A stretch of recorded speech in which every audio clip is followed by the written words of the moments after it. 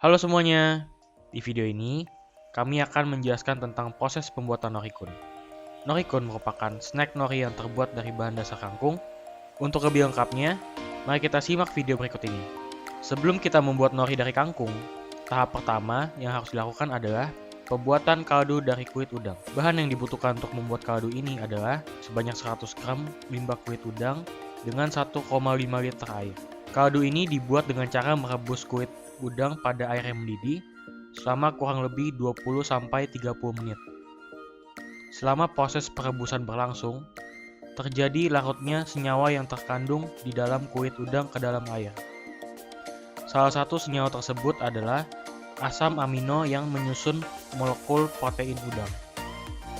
Asam amino yang paling banyak terkandung di dalam kulit udang adalah asam amino lisin.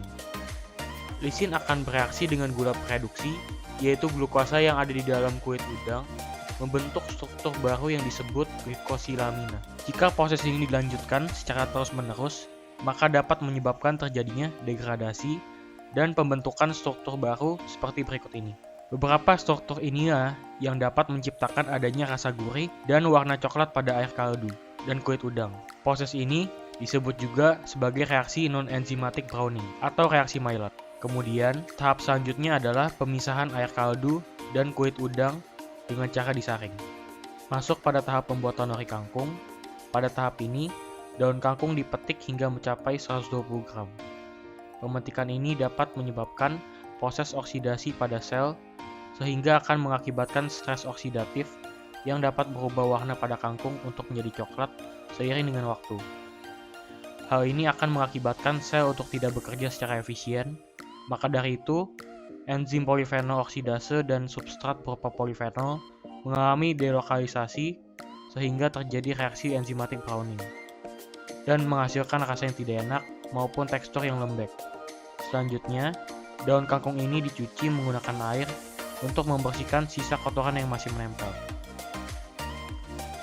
Selanjutnya adalah tahap pembelansiran daun kangkung, di mana daun kangkung direbus menggunakan air mendidih pada suhu 100 derajat Celcius selama 1-2 menit.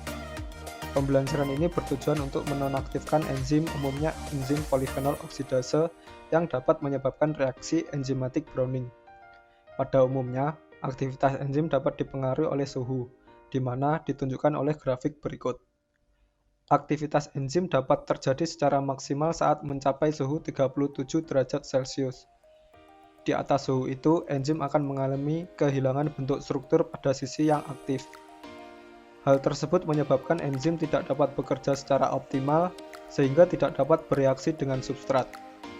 Kehilangan bentuk struktur enzim disebut juga sebagai denaturasi enzim. Selain itu, proses pembelansiran yang terlalu lama dapat menyebabkan terjadinya degradasi klorofil menjadi feofitin, di mana terjadinya perubahan warna daun kangkung yang awalnya hijau menjadi hijau kecoklatan. Oleh sebab itu, proses blansir dilakukan dalam waktu yang singkat, selama 1-2 menit untuk mencegah terjadinya degradasi klorofil yang berlebih. Daun kangkung yang telah diblansir kemudian direndam ke dalam air es untuk menghentikan proses pemanasan yang masih terjadi.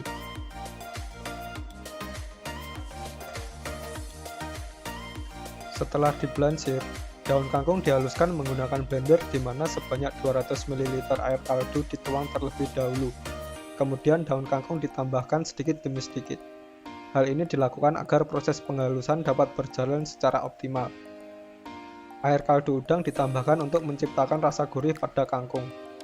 Penghalusan ini akan menyebabkan komponen-komponen seperti serat dan selulosa pada daun kangkung untuk ikut mengalami degradasi. Proses penghalusan juga meliputi pencampuran bumbu. Bumbu yang dicampur beberapa di antaranya adalah karagenan, garam, gula, minyak wijen, dan saus teriyaki. Semua bahan ini digunakan untuk menambah rasa gurih pada produk nori nantinya. Namun, bahan yang paling berpengaruh di sini adalah karagenan, karena berfungsi sebagai pengemulsi. Pada awalnya, partikel daun kangkung tidak dapat bercampur dengan sempurna di dalam air kaldu. Jika dibiarkan terlalu lama, maka akan terbentuk endapan. Dengan adanya karagenan, terbentuknya endapan ini dapat dicegah karena karagenan dapat mengikat daun kangkung dengan air sehingga bahan dapat bercampur dengan sempurna. Setelah itu, adonan bubur dituangkan di atas loyang, lalu diratakan. Kemudian, tahap berikutnya adalah tahap pengeringan, di mana bubur kangkung dikeringkan menggunakan oven selama 60 hingga 90 menit. Pada proses ini, terjadinya pengeluaran atau penghilangan air dari adonan bubur dengan cara diuapkan menggunakan energi panas. Hal ini akan menyebabkan bubur berubah bentuk menjadi lembaran nori yang kering. Saat nori dikeringkan, tahap selanjutnya adalah pembuatan pati tergelatinisasi. Bahan yang digunakan adalah tepung ketan dan tepung tapioka yang sebanyak 3:2. Penggunaan dua jenis tepung yang berbeda bertujuan untuk menghasilkan sifat pati tergelatinisasi yang lebih baik, seperti lebih lengket ataupun suhu gelatinisasinya lebih rendah. Untuk membuat pati tergelatinisasi, air kaldu udang dicampur sedikit demi sedikit ke dalam campuran pati pada suhu berkisar 60 derajat Celcius. Pati memiliki struktur berupa butiran-butiran kecil yang disebut granula. Suhu pemanasan dapat menyebabkan pori-pori granula pati untuk melebar sehingga molekul air dapat masuk ke dalam granula. Semakin lama waktu pemanasan, maka granula pati akan membengkak lebih besar. Amilosa dan amilopektin yang ada di dalam granula pati akan berikatan dengan molekul air. Kemudian, sebagian amilosa dan amilopektin akan keluar melalui pori-pori granula pati. Namun, molekul amilosa cenderung untuk keluar dari granula karena strukturnya yang lebih pendek dan lebih mudah larut dibandingkan dengan amilopektin yang bercabang. Jika proses ini dilanjutkan terus-menerus, maka dapat berakibat pada pecahnya granula pati. Hal ini dapat menyebabkan amilosa dan amilopektin keluar dari granula pati seluruhnya dan berikatan dengan air sehingga terbentuk tekstur gel yang kental dan lengket seperti lem. Pati tergelatinisasi ini kemudian dioleskan pada satu sisi nori. Setelah dioleskan, nori dimasukkan ke dalam dehidrator dan dikeringkan pada suhu 50 derajat Celcius selama 3 jam. Proses yang terjadi pada tahap ini diawali dengan struktur molekul amilosa yang akan saling berikatan satu dengan yang lain dengan bantuan ikatan hidrogen dari air. Semakin banyak ikatan hidrogen yang terbentuk, maka semakin kuat ikatan antar amilosa. Begitu pula yang terjadi pada ikatan amilopektin. Suhu pengeringan dapat menyebabkan keluarnya molekul air yang masih ada di dalam struktur pati tergelatinisasi.